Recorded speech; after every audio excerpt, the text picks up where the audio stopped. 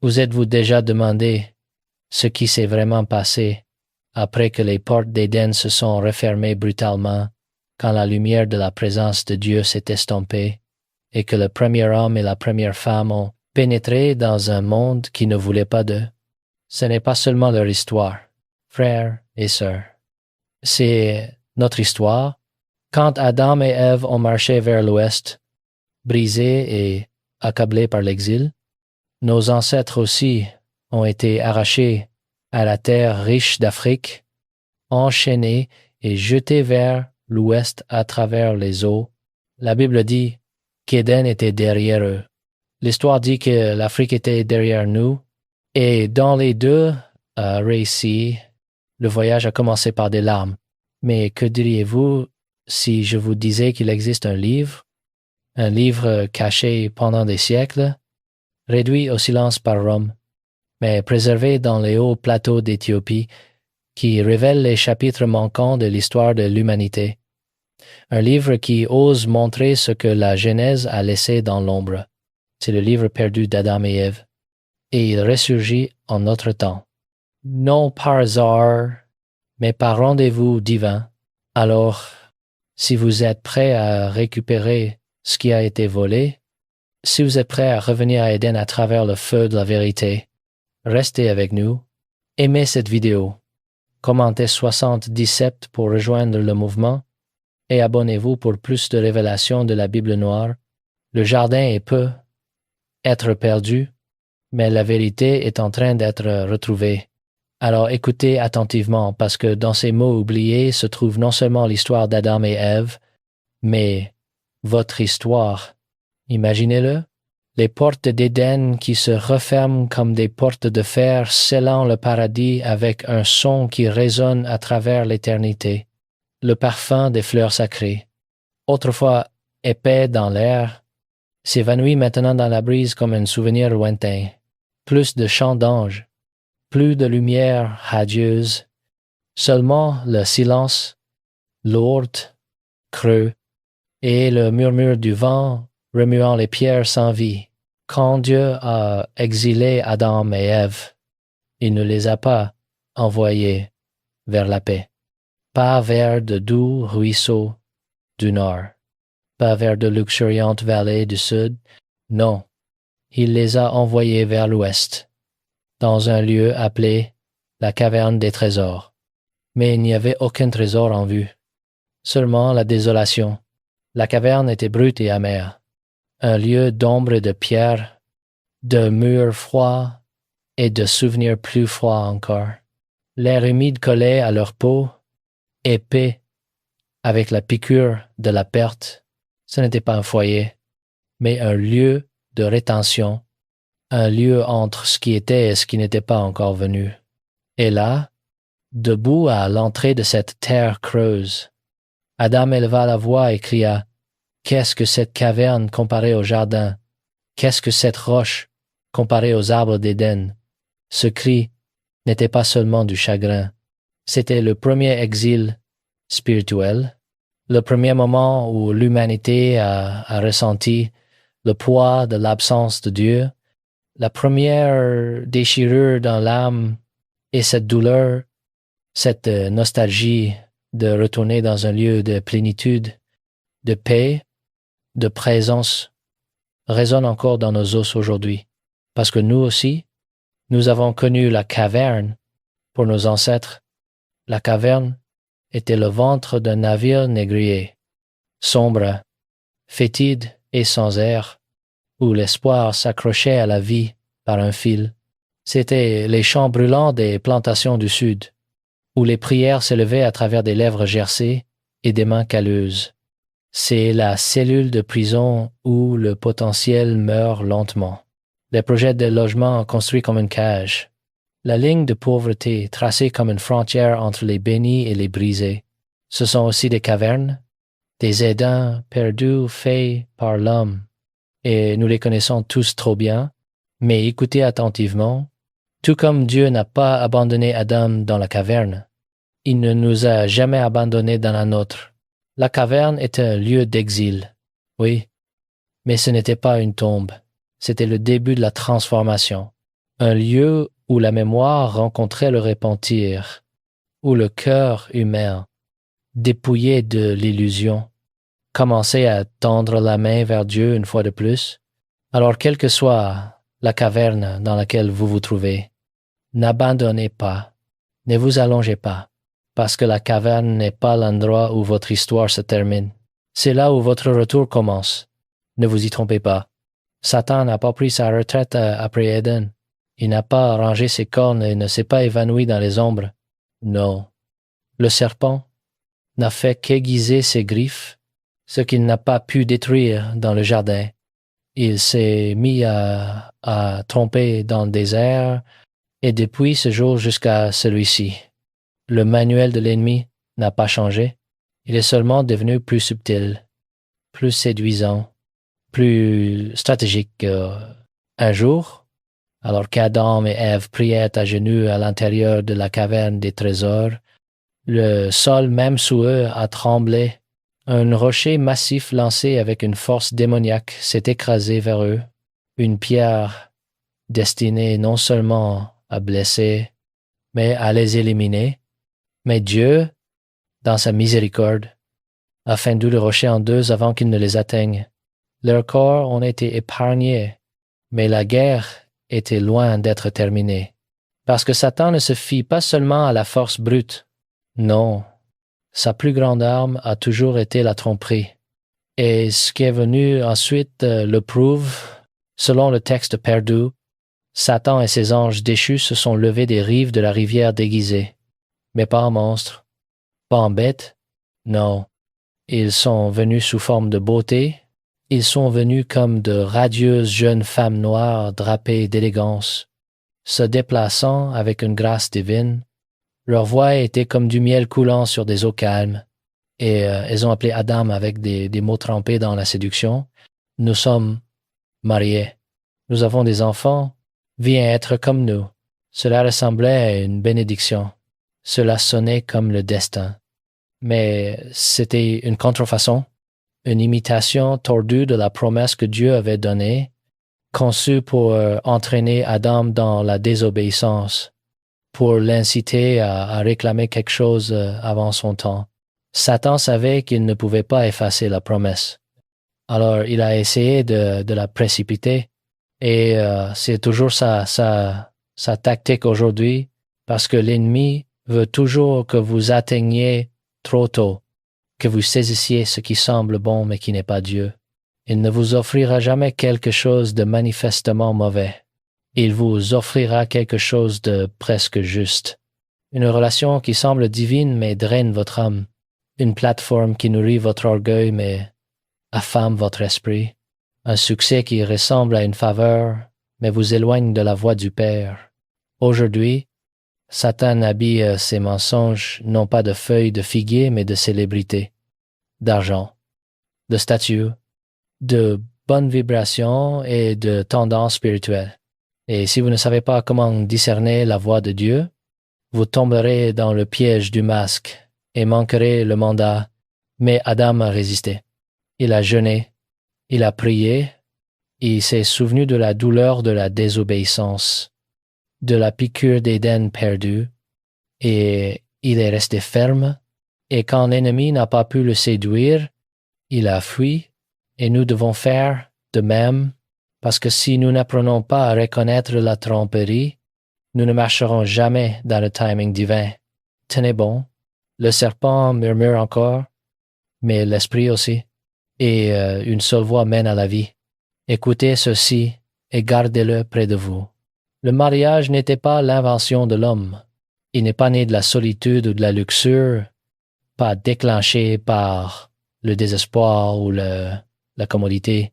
Dès le début, le mariage était le dessein de Dieu, une alliance sacrée façonnée au ciel, pas un contrat griffonné sur terre. Après qu'Adam et Ève aient été chassés d'Éden, ils ne se sont pas immédiatement accrochés l'un à l'autre dans leur chagrin. Non. Ils ont attendu 220 jours, 7 mois, 13 longues nuits consacrées. Ils ont jeûné, ils ont prié, ils se sont mis à part, non seulement l'un de l'autre, mais de leur propre désir, attendant que le ciel bouge en premier, et quand le moment était venu, Dieu a répondu. Il n'a pas simplement fait signe d'en haut, il a envoyé ses anges, messagers de gloire, et ils ne sont pas venus les mains vides, ils sont venus portant des cadeaux divins, les mêmes cadeaux qui seraient plus tard déposés aux pieds de l'enfant Christ à Bethléem, l'or, symbole de la valeur royale, déclarant l'identité d'Adam comme roi, même en exil, l'encens, l'arôme de l'adoration, leur rappelant que l'intimité doit être enracinée dans la révérence, la myrrhe, le parfum amer du sacrifice, pointant vers l'amour souffrant de Jésus, le véritable époux. Les anges ont déclaré, Adam, présente-les à Ève, lis-toi à elle, non pas par impulsion, mais par obéissance, non pas par passion seule, mais par but, et avec cet acte, leur union est devenue plus qu'une relation, elle est devenue prophétie. C'était une déclaration que, même en dehors du jardin, même dans l'ombre de l'exil, l'ordre de Dieu tient toujours, mais aujourd'hui, nous avons échangé l'alliance contre la commodité. Nous nous précipitons dans des relations pour faire taire notre solitude. Nous nous contentons de demi-amour et de partenaires contrefaits. Nous traitons le mariage comme un pansement, pas une bénédiction, une solution temporaire, pas une promesse éternelle. Mais regardez à nouveau Adam, regardez à nouveau Ève. Ils ont attendu. Et quand Dieu a finalement parlé, leur union n'était pas seulement émotionnelle, elle était éternelle. Leur attente a donné naissance à quelque chose de sacré, quelque chose qui portait le poids du ciel. Quand Adam a présenté ses dons à Ève devant les anges, c'était l'ordre divin qui parlait, c'était un reflet de la manière dont Christ lui-même se présenterait à son épouse, l'Église, pas avec des mots vides, mais avec le sacrifice, la fidélité et la gloire. Et cela nous ramène à une vérité simple mais puissante. Si vous voulez que votre mariage honore Dieu, il doit commencer avec Dieu. Si vous voulez de la longévité, commencez dans l'obéissance. Si vous voulez de l'intimité, commencez dans la consécration. Si vous voulez un partenaire qui reste, assurez-vous que Dieu est celui qui l'amène. Parce que ce que Dieu unit, rien ne peut vraiment le séparer. Je dois vous dire quelque chose. Ce que j'ai découvert dans ce livre ancien, certains diraient que c'est impossible, mais je l'ai vu de mes propres yeux. Comme me l'a dit un jour mon contact, Juan José, tu dois voir ceci par toi-même. Et maintenant, je vous le transmets. Adam et Ève ont eu 33 fils et 23 filles. Ce n'est pas une métaphore, c'est pas symbolique. C'est ce que disent les anciens textes. 33 fils et 23 filles. Pensez-y, 56 enfants sur des siècles de vie. Abel et Caïn n'étaient que le début. Après la mort d'Abel et l'exil de Caïn, Dieu a donné à Adam et Ève Seth un nouveau départ, un enfant de promesse. Mais ce n'était pas le dernier. Enos est venu, puis Kenan, puis Mahalalel, Jared, Enoch, Methushélah, Lamech et finalement Noé. La ligne de Seth a continué, préservée par Dieu à travers des générations qui ont marché avec lui. Mais pourquoi cela compte-t-il? Parce que chaque nom, chaque naissance, chaque lignée n'était pas un hasard. C'était prophétique. C'était l'engagement de Dieu envers l'humanité déployé dans le temps. Ces enfants représentaient l'espoir au milieu de l'exil, la continuité malgré la malédiction, et la préparation d'un plan de rédemption qui culminerait un jour dans la venue d'un sauveur. Les 33 fils d'Adam et ses 23 filles n'étaient pas seulement une famille, ils étaient le fondement d'un peuple, et les problèmes qui ont surgi parmi eux, jalousie, désobéissance, violence, n'étaient pas différents des problèmes que nous affrontons aujourd'hui. Leurs erreurs sont nos avertissements. Leurs victoires sont notre encouragement. Et leur lignée, leur sang, leur foi court à travers les siècles jusqu'à nous. Adam est mort à l'âge de 930 ans. Lisez cela lentement. 930 ans, 9 siècles de vie. De mémoire et de témoignage, cet homme a marché dans Éden. Il a entendu la voix de Dieu face à face. Il a nommé chaque animal, touché chaque arbre et goûté le fruit de l'arbre de vie. Puis il a vécu pour voir tout cela perdu, mais il n'a pas seulement survécu à sa chute, il a survécu à des siècles de regrets, d'obéissance et de reconstruction. Pendant 930 ans, Adam a porté le souvenir du jardin dans son cœur. Il s'est rappelé comment c'était de marcher avec Dieu sans honte, sans peur, sans péché, et chaque jour après, il a vécu avec le poids de ce qu'il avait perdu et le fardeau de ce qu'il devait reconstruire. Pensez à ce qu'Adam a vu de son vivant. Il a vu la naissance de ses enfants. Il a vu Abel tué par Caïn. Il a vu Caïn errer dans le jugement. Il a vu Seth devenir le porteur de la promesse. Il a vu des générations naître, grandir, vieillir et mourir. Il a vu la multiplication de l'humanité et l'expansion du péché. Pendant près d'un millénaire, Adam était le témoin vivant du coup de la désobéissance et de la fidélité de Dieu à travers tout cela.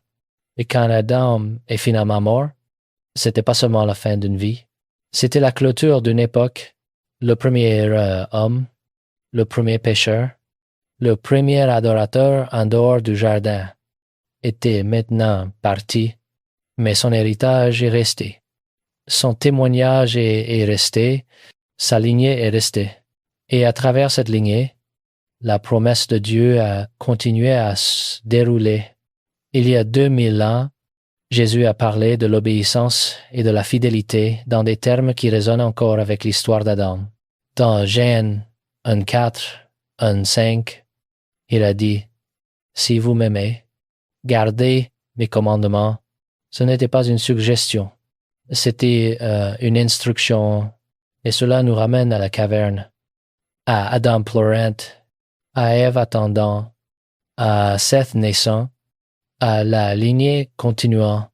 Chaque génération avait un choix, obéir ou se rebeller, attendre ou saisir, faire confiance ou douter. Ce que nous voyons dans le livre d'Adam n'est pas seulement de l'histoire ancienne. C'est un avertissement actuel. Jésus lui-même nous rappelle que l'obéissance est la preuve de l'amour. Et sans elle, nous répétons les erreurs de Caïn, les compromis des fils de Seth et la chute d'Éden elle-même. Le texte fait une distinction claire entre deux lignées. Seth descendait d'Adam et Ève après la mort d'Abel. Sa lignée est décrite comme les fils de Dieu, un peuple mis à part, vivant sur la montagne, gardant la sagesse transmise par Adam et maintenant l'adoration. En dessous d'eux, dans la vallée, se trouvaient les descendants de Caïn, les enfants du premier meurtrier, connus comme les fils des hommes. Ils ont construit des villes, avancé dans la technologie, créé des outils et de la musique. Leur culture était vibrante, créative et attirante, mais leur cœur était éloigné de Dieu. Les fils de Seth vivaient à l'écart, non par orgueil, mais par protection. Ils connaissaient le danger de mélanger l'obéissance avec la rébellion, la sainteté avec le compromis. Leur séparation était intentionnelle, ordonnée par Dieu et maintenue par le conseil. Mais en bas, quelque chose se préparait. Les filles de Caïn étaient belles. Elles se paraient, dansaient et chantaient. Elles organisaient des festivals remplis de musique, de rire et d'énergie. Rien de tout cela ne semblait mauvais en surface. Ça avait l'air normal, ça avait l'air amusant, ça avait l'air inoffensif. Mais le but n'était pas la célébration, c'était l'influence. La Bible ne détaille pas tous les mécanismes, mais le livre d'Adam et d'autres traditions anciennes décrivent la séquence. D'abord, les fils de Seth remarquèrent, puis écoutèrent, puis visitèrent, puis ils s'attardèrent, puis ils tombèrent un par un. Certains des fils de Dieu descendirent de la montagne et prirent des femmes parmi les filles de Caïn. Ils ignorèrent les avertissements, ils franchirent la frontière et ce faisant, ils semèrent les graines de leur propre destruction. Ce qui émergea de ces unions était une génération appelée les Néphilim. Puissants en force, corrompus au cœur, la violence s'intensifia, l'injustice se répandit. L'Écriture résume le moment de manière frappante. Chaque intention des pensées du cœur humain n'était que mauvaise continuellement. Dieu a annoncé le jugement, un déluge, une remise à zéro, une fin. Seul Noé a trouvé grâce parce qu'il a marché avec Dieu tandis que d'autres mélangeaient la dévotion avec le compromis. La leçon est claire. La plupart des déclins spirituels commencent par la fascination, pas par la rébellion ouverte. L'invitation est simple. Descends de la montagne, juste un regard, juste une visite, juste un compromis. Mais un pas en devient plusieurs. Et bientôt, la frontière qui vous protégeait autrefois est derrière vous. Aujourd'hui, l'attraction peut venir à travers la culture, le divertissement ou des relations qui vous demandent d'assouplir vos convictions. Juste cette fois, le schéma est le même. Quand vous échangez l'ordre de Dieu contre l'attraction, vous affaiblissez votre garde et ce qui suit, c'est la confusion, le conflit et la perte. Comment résister, garder les limites que Dieu a données? Restez dans les pratiques qui vous ancrent. Prière, jeûne, écriture et responsabilité avec des croyants matures. Mesurez les opportunités par leurs fruits, pas par leur éclat. Alors pourquoi ces histoires ont-elles été mises de côté? Pourquoi les conciles romains ont-ils rejeté les manuscrits éthiopiens qui les préservaient? Parce que contrôler quels textes sont lus façonne la façon dont les gens voient Dieu, eux-mêmes et leur histoire. Le livre d'Adam et Ève et les écrits connexes font plus que combler les lacunes après la Genèse. Ils situent la mémoire de la foi primitive en Afrique, dans la tradition de Gèse, en dehors de la portée des systèmes européens ultérieurs. Cela compte. Si votre histoire commence en Afrique avec l'alliance, l'endurance et la direction directe de Dieu, alors votre identité ne commence pas avec l'esclavage, et votre valeur n'est pas définie par l'Empire. Les décisions canoniques en Occident ont rétréci la bibliothèque et fixé une ligne d'histoire comme officielle. Les textes qui ne correspondaient pas à ce cadre ont été étiquetés non canoniques ou apocryphes et poussés aux marges. L'Éthiopie a pris un chemin différent. L'Église éthiopienne a conservé un ensemble plus large de livres anciens, Enoch, Jubilé et les traditions d'Adam parce qu'il faisait partie de la foi vivante de la communauté. Ce choix ne concernait pas la rébellion. Il concernait la continuité. Ils ont préservé ce qu'ils avaient reçu dans le culte, l'enseignement et le travail manuscrit au fil des siècles. Ces histoires d'Adam défient deux idées puissantes. Premièrement, que l'autorité théologique doit passer par l'Europe. Deuxièmement, que la foi africaine est secondaire ou dérivée. Elle montre une ligne de mémoire enracinée en Afrique qui parle d'alliance, d'ordre, d'épreuve et d'espoir. Pendant longtemps, un tel témoignage était gênant pour les institutions qui bénéficiaient d'une histoire d'origine différente. Faire taire ces voix maintenait, le pouvoir centré et l'histoire simplifiée. La préservation de l'Éthiopie signifie que le dossier n'a jamais vraiment disparu. Il est resté dans les monastères, les liturgies et la mémoire familiale jusqu'à ce que des publics plus larges soient prêts à écouter. L'intérêt renouvelé aujourd'hui n'est pas un accident. Il reflète une génération posant de meilleures questions sur les sources, le canon et l'identité. Dans cette recherche, ces textes nous aident à retrouver une vérité simple. Notre héritage est plus ancien que les chênes, plus large que la théologie européenne, et enraciné dans les soins d'alliance de Dieu bien avant les frontières et les empires. Laissez-moi vous dire ce que j'ai appris de mes années à chercher la vérité dans des endroits que d'autres ont peur d'explorer. La caverne des trésors n'est pas seulement la demeure d'Adam, c'est notre histoire. La caverne est la plantation où nos ancêtres pleuraient. La caverne est la prison où l'espoir semble faible. La caverne est la pauvreté, l'oppression, l'exil. Mais écoutez-moi, la caverne n'est pas votre tombe. Dieu nous appelle comme il a appelé Adam. Ce qui a commencé dans l'exil se terminera dans la restauration. Ce qui a commencé dans la perte se terminera dans la gloire. L'ennemi veut que vous oubliez qui vous êtes. Mais la résurgence de ce livre est le rappel du ciel. Vous n'êtes pas maudits, vous êtes choisis. Vous n'êtes pas oubliés, vous êtes appelés, vous n'êtes pas brisés. Vous êtes désignés, il est temps de vous lever de la caverne, de gravir la montagne, de récupérer l'alliance et de marcher hardiment dans la vérité qui était la vôtre depuis le début. Prions ensemble. Seigneur Jésus, nous te remercions pour la vérité qui ne peut être enterrée. Nous te remercions pour les mains qui préservent ces paroles à travers des siècles d'exil et d'oppression. Réveille chaque cœur qui entend ce message.